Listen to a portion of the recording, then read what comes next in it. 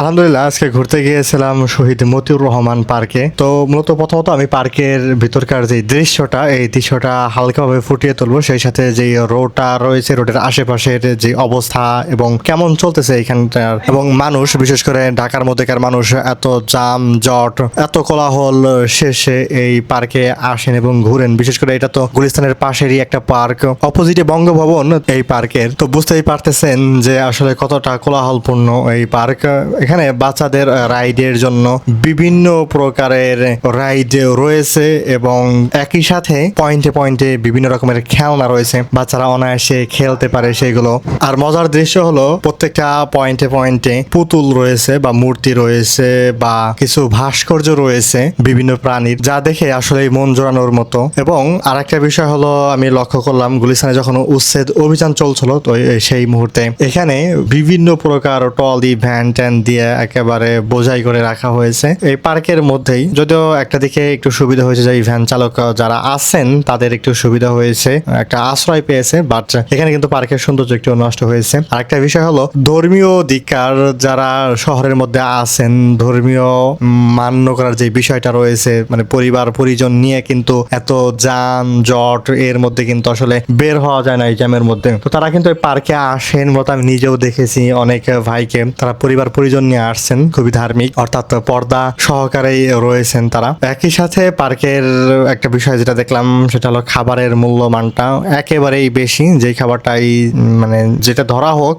ওইটাই একেবারে দামি। কিন্তু আমি এমন একটা দিনে গিয়েছিলাম যেদিন মূলত লোকের কোলাহল কম থাকবে এমন একটা টার্গেট করেছিলাম। তবে পার্কের বিষয় ভিতরকার যেই পথঘাট এরিয়াটা আছে খুবই পরিষ্কার পরিচ্ছন্ন রাখা হয়। রোড তো দেখতেই পাচ্ছেন যে কতটা পরিষ্কার পরিচ্ছন্ন আছে। তো এখানকার আরেকটা বড় আকর্ষণ হলো পুকুর। এই পুকুরকে কেন্দ্র করে অনেক ফুলটুসিরা বসে, টোনাটুনিরা বসে, তারা এখান থেকে ঘুরেন।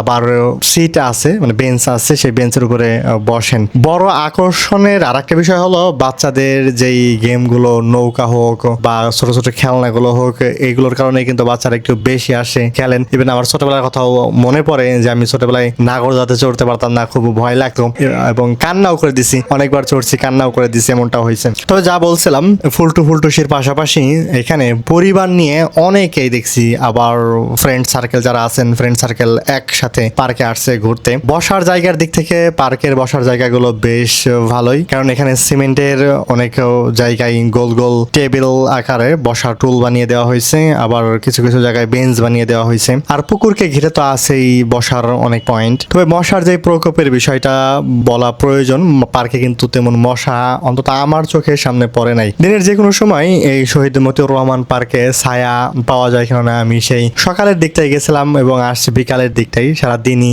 টুকটাক এদিক সেদিক করে কাটিয়েছি। সবটা সময়, বিশেষ করে কড়া রোদের দুপুরের সময় ছায়াময় দেখতে পেয়েছি এই পার্কটা। এই বিষয়টা আমার কাছে অন্তত একটু বেশি ভালো লাগছে, কারণ রোদ্রের মধ্যে এমনি রোদ্রের প্রকোপ যখন বেশি থাকে ঘোরা খুব কষ্ট হয়ে যায়। তবে প্রধান আকর্ষণের ক্ষেত্রে মানুষজনের কোলাহল বাড়ে এবং যা দোকান পাট আছে এগুলো সবগুলো খুলে দেওয়া হয় বিকালের দিকে। এছাড়াও সবসময় খোলা পাওয়া যায়, তবে আকর্ষণীয় যেটা রয়েছে এবং আনন্দের যে বিষয়টা আছে, মানুষ আনন্দ করবে, উপভোগ করবে, যে ফিলটা নিবে, সেই ফিলটা মূলত পাওয়া যায় বিকালের দিকে বা সন্ধ্যার পরে। আর আলোকসজ্জার যে বিষয়টা যখন চোখের সামনে জল জল করবে এবং একটু আনন্দদায়ক লাগবে, মজাদার একটা পরিবেশ হবে, এটা কিন্তু আসলে রাতের দিকে ফিলটা পাওয়া যাবে মূলত সন্ধ্যার পরে। একটা জিনিস আমি এখানে লক্ষ্য করেছি, পুকুর পাড়টা, পুকুরে কিন্তু অনেক মাছ ছাড়া আছে এবং আমি একেবারে পুকুর ঘাটে গিয়েছি, মাছ হাতের কাছেই রয়েছে বা হাতের কাছ থেকে মাছ ধরা যায়। এখানে আবার পুকুরের মধ্যে নৌকা আছে, যারা ফ্যামিলিতে ঘুরতে চায় অথবা দুজনে ঘুরতে চায় নৌকাতে ঘুরে।